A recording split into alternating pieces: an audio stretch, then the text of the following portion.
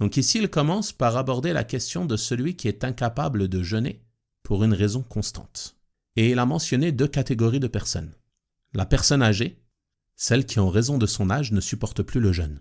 Celle-ci, elle est excusée, homme ou femme. Dès lors qu'ils ne supportent plus le jeûne, ils n'ont plus pour obligation de jeûner. La deuxième catégorie de personnes, c'est le malade, mais pas toute maladie. Le malade atteint d'une maladie dont on n'espère pas la guérison, une maladie chronique. Il n'a pas pour espoir de guérir. Il pense que cette maladie durera constamment, d'après les avis médicaux qui lui ont été donnés.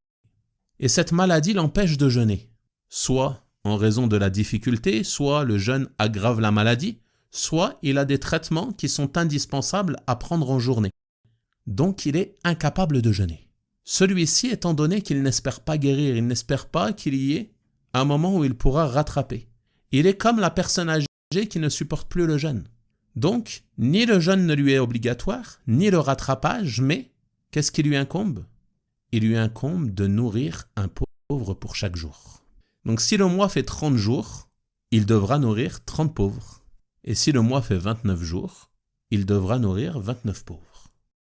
Et il peut faire cela quotidiennement s'il le souhaite, ou alors à la fin du mois, en réunissant 30 pauvres, de la manière qui lui est facilitée. L'imam al-Bukhari, rahimahullah ta'ala, a dit à ce sujet, quant à la personne âgée qui ne supporte pas le jeûne, alors Anas a certes nourri un pauvre pour chaque jour lorsqu'il a vieilli durant 1 ou 2 années. Et Ibn Abbas radiyallahu anhuma a dit au sujet des personnes âgées, hommes ou femmes, qui ne peuvent pas jeûner, qu'il devait à la place nourrir un pauvre pour chaque jour. Donc celui qui est dans l'incapacité permanente de jeûner, que ce soit en raison de la vieillesse, de son âge avancé, ou en raison d'une maladie chronique dont il n'espère pas la guérison. Il nourrira pour chaque jour non jeûné un pauvre, soit en offrant à ce pauvre un repas complet, soit en lui donnant un aliment parmi les nourritures communes des gens du pays, à hauteur d'un demi-sa', c'est-à-dire la moitié de ce que l'on donne pour zakat al-fitr, l'aumône de la rupture.